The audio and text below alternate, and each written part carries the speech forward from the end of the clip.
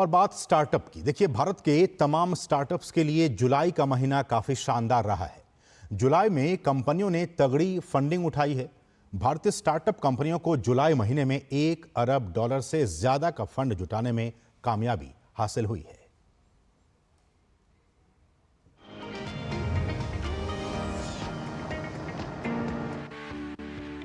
Startup में funding को आसान बनाने के लिए सरकार की ओर से आम बजट 2024-25 में एंजल टैक्स को हटा दिया गया है।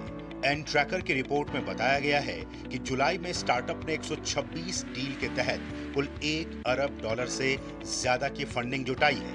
इसमें से 28 डील ग्रोथ या लेट स्टेज की है, जिसमें $725 मिलियन का फंड जुटाया गया है।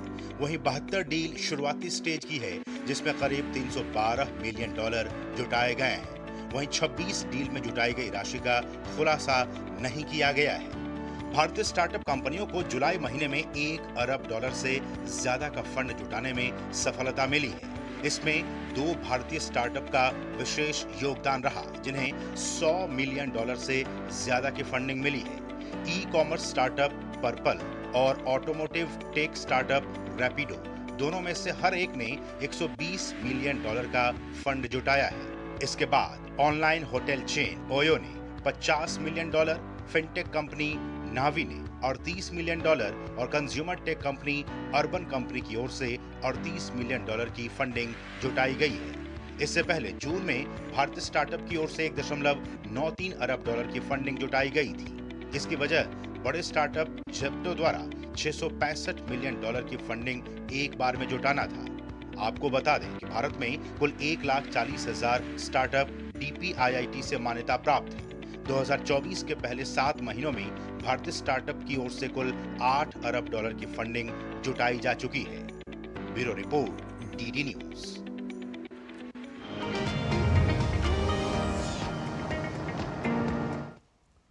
तो ये जो सफलता हासिल हुई है, इन आंकड़ों के क्या कुछ मायने हैं, इसको बहुत ही आसान शब्दों में समझाने के लिए हमारे साथ एक बहुत ही खास मेहमान इस वक्त जुड़ चुके हैं। हमारे साथ प्रसून शर्मा जी हैं, जो कि संस्थापक और CEO हैं WUS के। प्रसून जी, आपका बहुत बहुत स्वागत। प्रसून जी, सबसे पहला सवाल, और हमारे जो दर्शक हैं वो जानना चाहेंगे कि जुलाई महीने में जिस तरह से अपने बम्पर ये एक आंकड़े जुटाए हैं, फंड जुटाया है हमारे स्टार्टअप्स ने, इसको आप कैसे देखते हैं? आपकी निगाह में ये सफलता कैसे, इसको आप एक्सप्लेन करेंगे? तो ये एक बहुत पॉजिटिव संदेश है, खासकर जहाँ पे पूरे विश्व में एक इन्वेस्टमेंट का विंटर्स जिसको बोल रहे हैं वो चल रहा है, पर भारत में इन्वेस्टमेंट्स बढ़ रही हैं। 126 डील्स हुई हैं। हमारा स्टार्टअप IIT कानपुर का, हमें भी इसमें इन्वेस्टमेंट मिली है इस दौरान लंदन से। और उसके बाद जो ये एंजल टैक्स का एबॉलिश्ड हुआ है बजट के बाद, उससे काफी ज्यादा मार्केट बुलिश होगी स्टार्टअप इन्वेस्टमेंट्स के लिए। और हम आशा करते हैं कि भारत के होम ग्रोन फंड्स बनेंगे इससे, क्योंकि अगर आप चाइना की ग्रोथ भी देखिए पिछले 2 डेकेड में, उनके स्टार्टअप्स इसलिए तेजी से आगे बढ़े क्योंकि उनका होम ग्रोन फंड्स काफी थे। तो आगे जो दिख रहा है कि तकरीबन अर्ली स्टेज और सीरीज ए तक की फंडिंग में at least 50% investments home grown funds की होनी चाहिए। एंजल टैक्स के एबॉलिशमेंट के बाद लगता है फैमिली ऑफिसेस और जो बड़े उद्योगपति या इंडियन MNCs हैं, वो भी अपने फंड्स क्रिएट करेंगे स्टार्टअप्स को सपोर्ट करने के लिए। तो ये एक बहुत ही पॉजिटिव और मोटिवेशनल फिगर्स है स्टार्टअप इकोसिस्टम्स के लिए, एंटरप्रेन्योर्स के लिए और हमारी इकोनॉमी के लिए। आपने प्रसून जी एंजल टैक्स का जिक्र किया। मुझे लगता है कि ये जो बजट पेश होने के बाद से भी उसमें कुछ ऐड ऑन हुए होंगे और उसके पहले भी ऐड ऑन हुए होंगे। ये कितना महत्वपूर्ण, क्योंकि बहुत दिनों से स्टार्टअप्स की तरफ से जो लोग थे, जो आप जैसे जो लोग हैं, वो इस बात की डिमांड कर रहे थे सरकार से कि एंजल टैक्स को हटाइए, तभी जो एक अच्छा एक पाथ होगा वो क्रिएट होगा।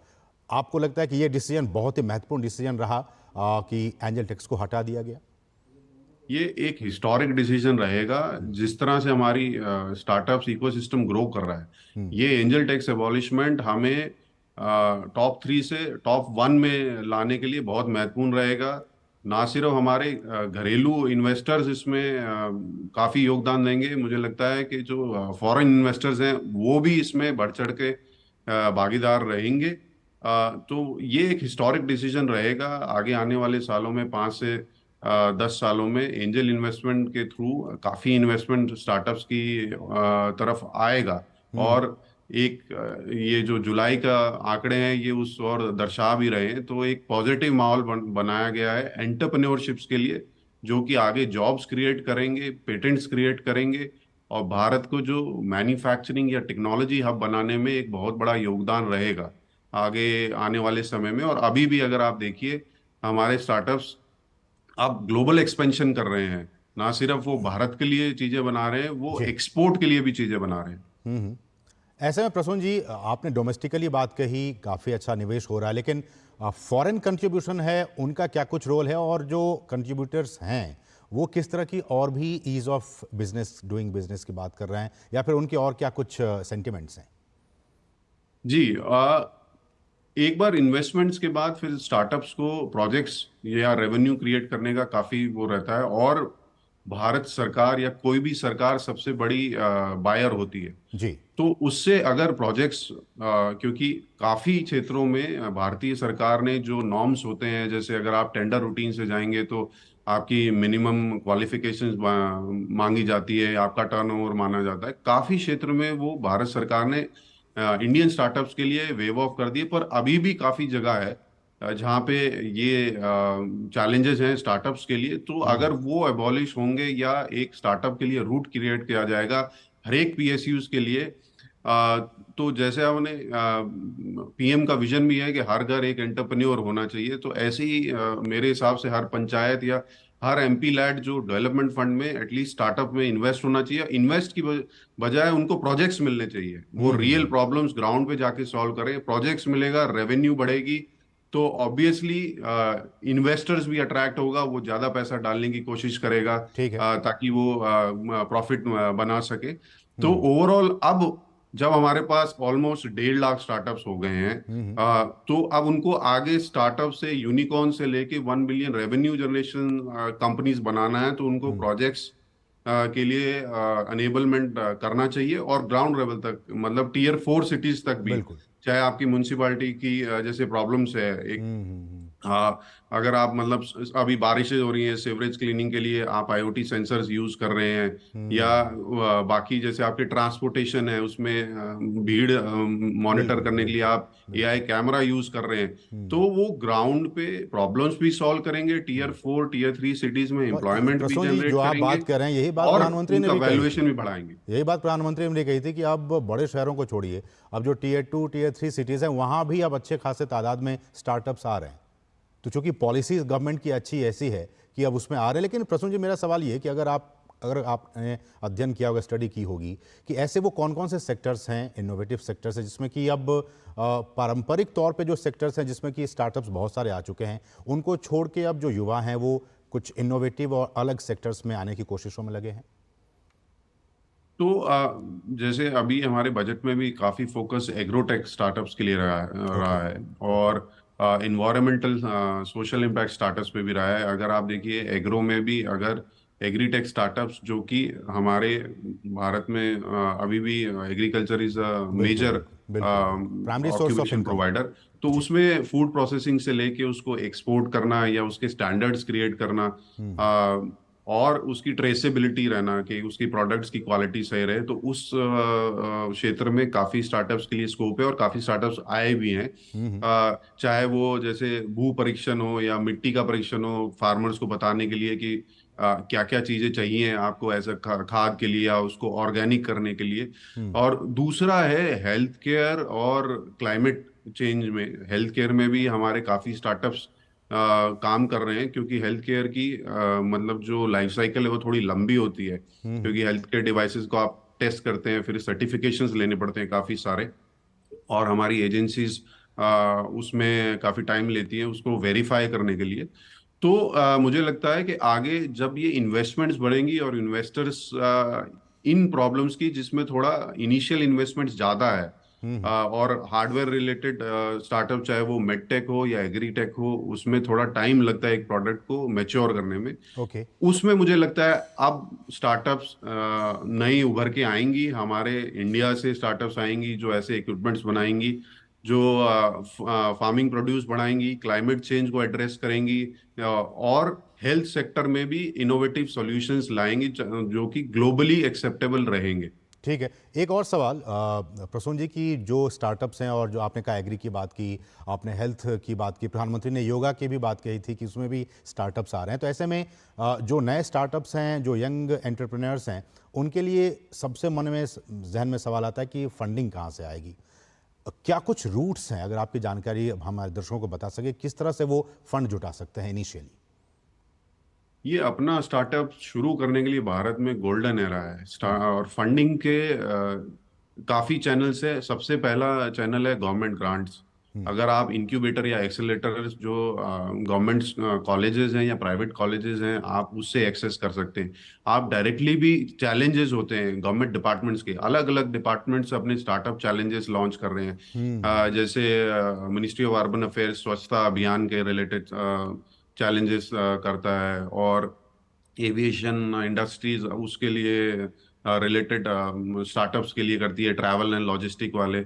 तो हर डिपार्टमेंट भारतीय सरकार का एक स्टार्टअप चैलेंज ऑर्गेनाइज करता है। आप अप्लाई करिए, आइडिया के बेस पे आपको ग्रांट मिलेगी, नहीं तो आप इंक्यूबेटर एक्सेलेरेटर जो आपके कॉलेजेस या नियर बाय आईटीआईज में भी अवेलेबल है हर संस्थान में, और अलग से इंक्यूबेटर्स और एक्सेलेरेटर्स भी ऑपरेशनल हैं, आप उनसे ले सकते हैं।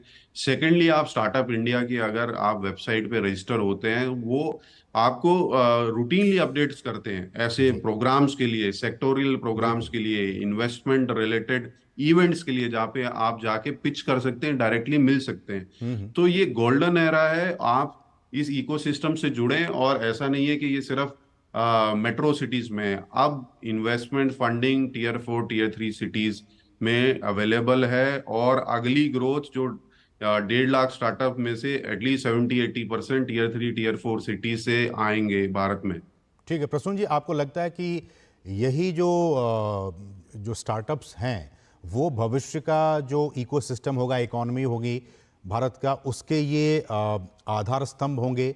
और मेरा अगला सवाल ये कि क्या हमारे पास कोई रोल मॉडल है कि हम फलाने कंट्री को देख के, चाइना को देख के, या यूएस को देख के, या ब्रिटेन को देख के, क्या ऐसा कोई रोल मॉडल है कि हम इनको देख के, और वहाँ जो चीज़ें हैं, जिस तरह की चीज़ें वहाँ पे मैनेज किया जा रहा है, वो हमारे सामने कोई ऐसा रोल मॉडल है?